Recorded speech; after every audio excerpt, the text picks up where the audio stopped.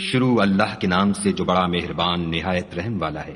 اے پیغمبر صلی اللہ علیہ وآلہ وسلم، جو چیز خدا نے تمہارے لیے جائز کی ہے تم اس سے کنارہ کشی کیوں کرتے ہو؟ کیا اس سے اپنی بیویوں کی خوشنودی چاہتے ہو؟ اور خدا بخشنے والا مہربان ہے۔ خدا نے تم لوگوں کے لیے تمہاری قسموں کا کفارہ مقرر کر دیا ہے، اور خدا ہی تمہارا کارساز ہے، اور وہ دانا اور حکمت والا ہے۔ اور یاد کرو جب پیغمبر نے اپنی ایک بیوی سے ایک بھید کی بات کہی تو اس نے دوسری کو بتا دی۔ جب اس نے اس کو افشا کیا اور خدا نے اس حال سے پیغمبر کو آگاہ کر دیا تو پیغمبر نے ان بیوی کو وہ بات کچھ تو جتائی اور کچھ نہ بتائی۔ تو جب وہ ان کو جتائی تو پوچھنے لگیں کہ آپ کو یہ کس نے بتایا؟ انہوں نے کہا کہ مجھے اس نے بتایا ہے جو جاننے والا خبردار ہے۔ اگر تم دونوں خدا کے آگے توبہ کرو تو بہتر ہے، کیونکہ تمہارے دل کج ہو گئے ہیں، اور اگر پیغمبر کی ایذا پر باہم اعانت کرو گی تو خدا اور جبرائیل اور نیک کردار مسلمان ان کے حامی اور دوستدار ہیں، اور ان کے علاوہ اور فرشتے بھی مددگار ہیں۔ اگر پیغمبر تم کو طلاق دے دیں تو عجب نہیں کہ ان کا پروردگار تمہارے بدلے ان کو تم سے بہتر بیویاں دے دے۔ مسلمان، صاحب ایمان، فرما بردار، توبہ کرنے والیاں، عبادت گزار، روزہ رکھنے والیاں، بن شوہر اور کماریاں۔ مومنوں، اپنے آپ کو اور اپنے اہل و عیال کو آتش جہنم سے بچاؤ، جس کا ایندھن آدمی اور پتھر ہیں، اور جس پر تند خو اور سخت مزاج فرشتے مقرر ہیں۔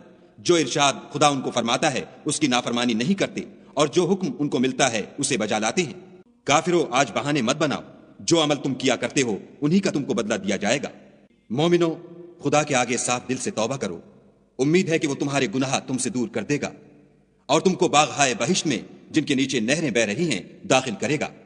اس دن خدا پیغمبر کو اور ان لوگوں کو جو ان کے ساتھ ایمان لائے ہیں رسوا نہیں کرے گا، بلکہ ان کا نور ایمان ان کے آگے اور داہنی طرف روشنی کرتا ہوا چل رہا ہوگا، اور وہ خدا سے التجا کریں گے کہ اے پروردگار، ہمارا نور ہمارے لیے پورا کر اور ہمیں معاف فرما، بے شک خدا ہر چیز پر قادر ہے۔ اے پیغمبر صلی اللہ علیہ وآلہ وسلم، کافروں اور منافقوں سے لڑو اور ان پر سختی کرو، ان کا ٹھکانہ دوزخ ہے اور وہ بہت بری جگہ ہے۔ خدا نے کافروں کے لیے نوح کی بیوی اور لوط کی بیوی کی مثال بیان فرمائی ہے۔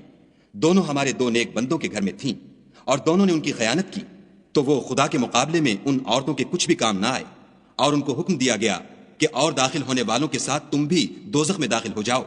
اور مومنوں کے لیے ایک مثال تو فرعون کی بیوی کی بیان فرمائی کہ اس نے خدا سے التجا کی کہ اے میرے پروردگار، میرے لیے بہشت میں اپنے پاس ایک گھر بنا، اور مجھے فرعون اور اس کے اعمال زشت معال سے نجات بخش، اور ظالم لوگوں کے ہاتھ سے مجھ کو مخلصی عطا فرما۔